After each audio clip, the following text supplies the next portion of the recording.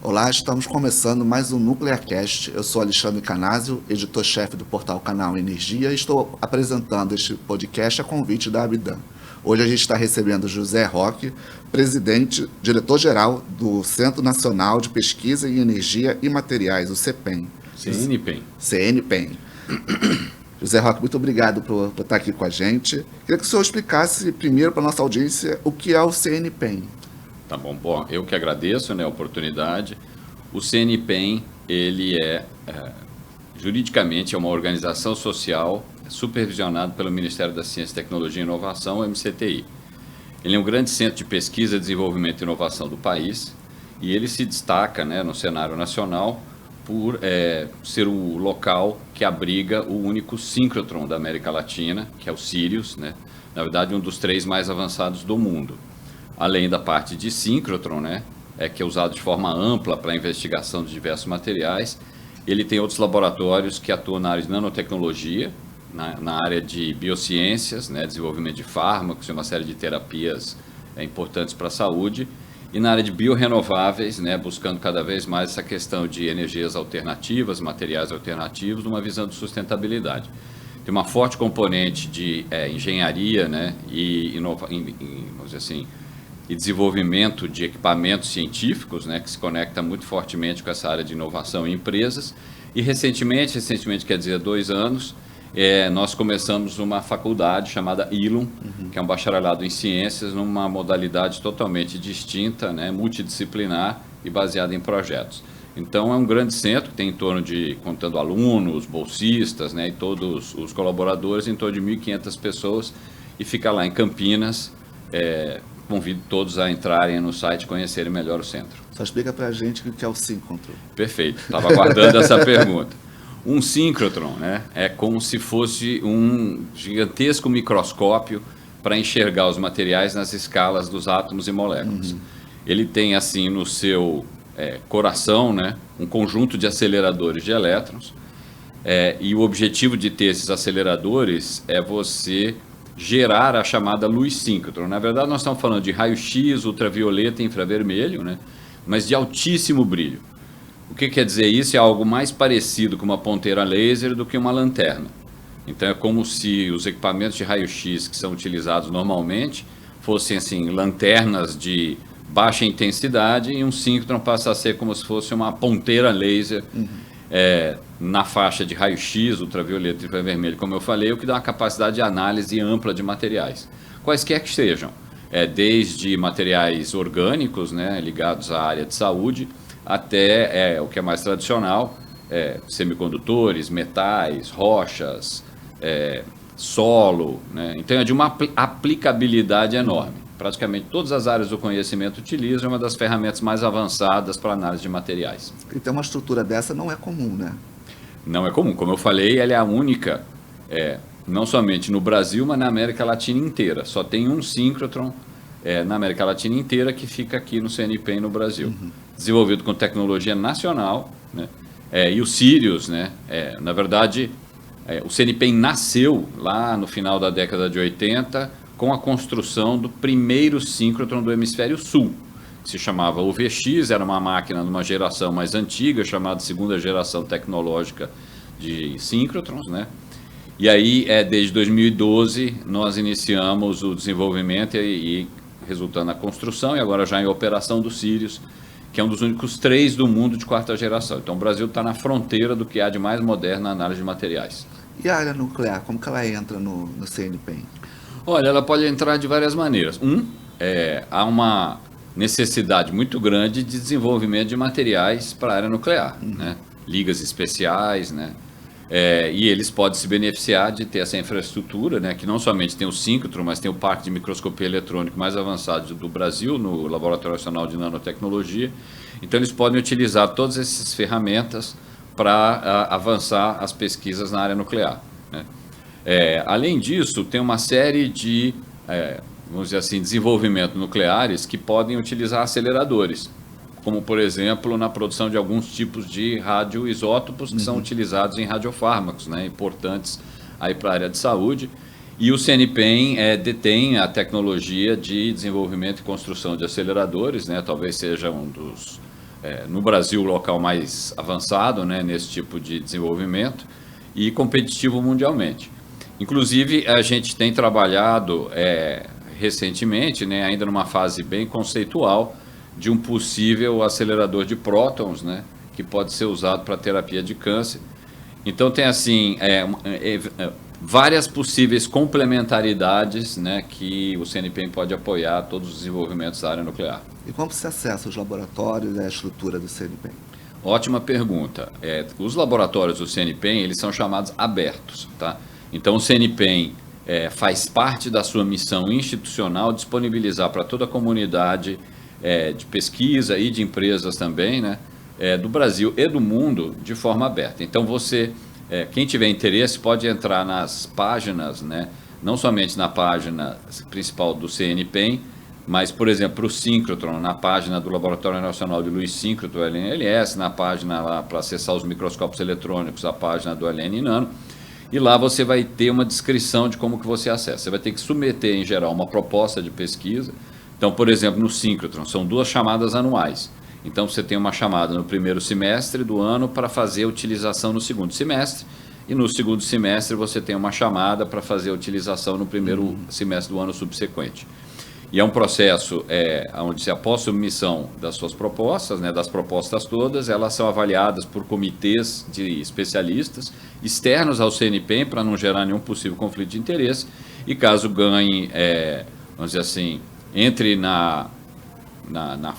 assim, consiga ganhar um tempo de uso, né, porque a concorrência é maior do que a disponibilidade. Então, você tem que fazer um ranqueamento. Caso você seja ranqueado, você pode usar sem custo, certo? Se participar desse processo, a gente apoia, inclusive apoia a preparação de amostras e a análise posterior dos experimentos. Então, a gente busca apoiar todos os pesquisadores que gostariam de utilizar o centro. Então, o centro consegue dar esse apoio geral, tudo que ele precisa. Todo o apoio geral. A gente tem essa preocupação, inclusive, né, porque vários desses experimentos precisam de uma preparação mais sofisticada das amostras.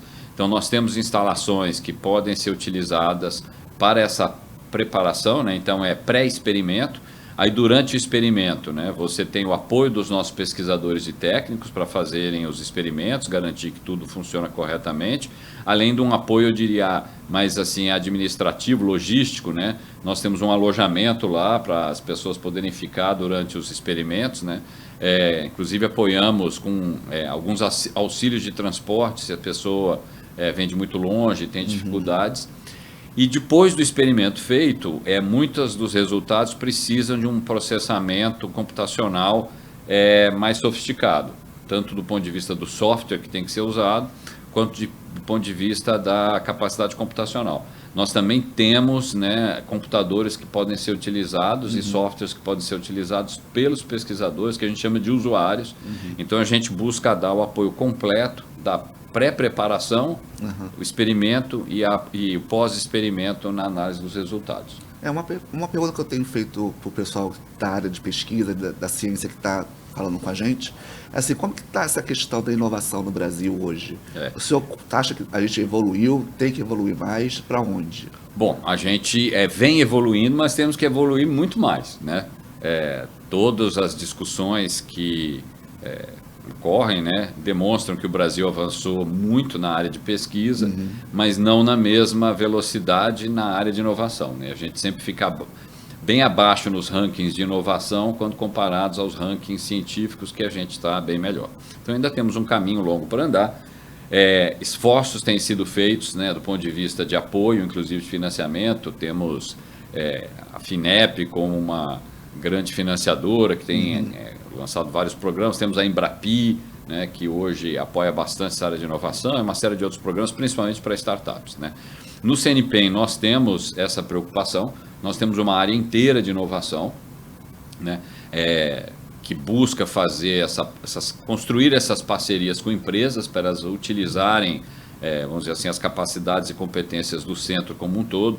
No caso do Sirius em particular, né, o desenvolvimento é um equipamento extremamente sofisticado, né, e nós interagimos com dezenas de empresas, né, pequenas, médias e grandes, para o desenvolvimento e construção dos equipamentos do Sirius, de tal maneira que hoje em torno de 80%, 85% da execução financeira foi toda realizada no Brasil com essas dezenas de parceiros.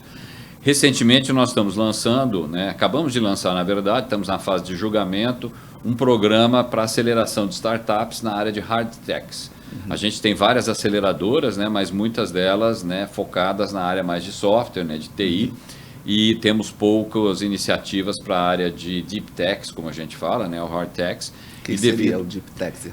Desenvolvimento mais de hardware, de equipamentos, componentes mesmo, mas pode ir também para áreas de energias renováveis, processos que precisam utilizar equipamentos, que não sejam simplesmente, não desmerecendo, mas que não sejam software somente. Então, que você tem que desenvolver materiais e processos e equipamentos. E o CNPEM, devido a toda a sua capacidade, pode apoiar essas startups, que muitas vezes não encontram esse conjunto de competências para poder avançar as suas ideias. E a gente lançou esse programa, é um programa piloto nesse momento, chama PACE, P-A-C-E, de aceleração. E são 4 vagas nesse primeiro projeto piloto, e nós tivemos 32 empresas interessadas. Então, foi um bom número já, e a gente espera que isso dê certo e avance. E a gente tem feito um esforço grande com essa área de inovação para não somente atrair as empresas, mas divulgar também, e que elas se interessem. Então, esse é um desafio enorme, inclusive a gente tem visto os esforços recentes do atual governo, com os programas da neoindustrialização, Complexo Econômico e Industrial da Saúde, e que muitos deles vão apoiar, inclusive, a área nuclear, e suas aplicações, tanto energia quanto materiais. Então, assim, é uma necessidade urgente do país. Sim, sem dúvida. E, assim, olhando até, puxando o gancho que o senhor falou, assim, a área nuclear, como que o senhor vê a inovação ajudando a área nuclear no Brasil? Olha, eu acho que há bastante espaço, hoje... Bom, nós temos alguns grandes projetos do país. Se nós pegarmos, temos um projeto já de décadas que é o submarino nuclear brasileiro. Ele exige uma série de desenvolvimentos. O Brasil tem parcerias com outros países, mas isso é sempre alinhado a uma estratégia de produção e transferência de tecnologia para a capacitação local. Na área de pesquisa, o Brasil tem um grande projeto, que é o Reator Multipropósito Brasileiro, que vai ser, vamos dizer assim, vai mudar o patamar da pesquisa na área nuclear no país. Ele, mais uma vez, pode impactar de forma bastante significativa toda essa área de inovação, fornecedores para o desenvolvimento de peças, componentes, nas construções, e depois, posteriormente, na própria utilização já dos resultados, no desenvolvimento, por exemplo, de radioisótopos e radiofármacos, com enorme impacto na área de saúde. E não somente, então, na produção dos radiofármacos, mas isso pode vir a estimular equipamentos médicos e uma série de outros desenvolvimentos. A área de energia, obviamente, a área nuclear é sempre uma iniciativa, há desenvolvimentos importantes em reatores mais modernos, pequenos, que se discute muito. Então, é uma área que, em qualquer lugar do mundo, puxa muito a área de inovação. E se a gente imaginar que...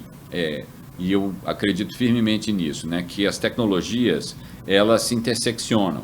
Então, isso é uma coisa que o Brasil, na verdade, eu acho que tem que ainda aprender a coordenar melhor do ponto de vista institucional. Então, nós temos lá o programa nuclear, nós temos o programa espacial, nós temos o próprio, vamos dizer assim, CNPEM e outras estruturas de instituições no Brasil. E várias das tecnologias, processos de solda, desenvolvimento de ligas especiais, eletrônica, controle, etc., todas elas podem se conectar, interseccionam, Inclusive geram uma cadeia de fornecedores que pode ser uma cadeia comum para todas essas áreas. Então, muitas vezes seria interessante uma maior coordenação entre esses programas para que isso gere, inclusive, um ciclo mais virtuoso do ponto de vista da própria inovação. Obrigado. José Roque, muito obrigado por estar aqui com a gente, Olha, eu que agradeço, parabéns aqui pelo evento, por esse desenvolvimento e apoio que vocês têm feito para uma área tão importante para o Brasil. Obrigado. Conversamos com o José Roque, diretor-geral do CNPEM. Até o próximo NuclearCast. Tchau.